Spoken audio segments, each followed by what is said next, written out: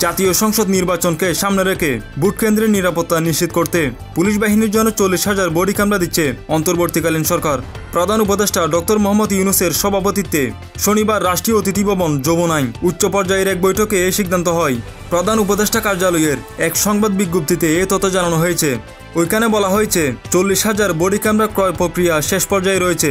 এই ডিভাইসগুলো দেশের হাজারো ঝুঁকিপূর্ণ ভোট কেন্দ্রে নিরাপত্তা বাড়াতে গুরুত্বপূর্ণ ভূমিকা রাখবে।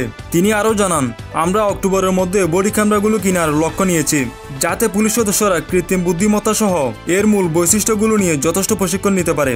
এই বিষয়ে জার্মান, চীন, থাইল্যান্ডের সহ 3টি কোম্পানির সঙ্গে ক্যামেরা সরবরাহের বিষয়ে যোগাযোগ করেছে বাংলাদেশ।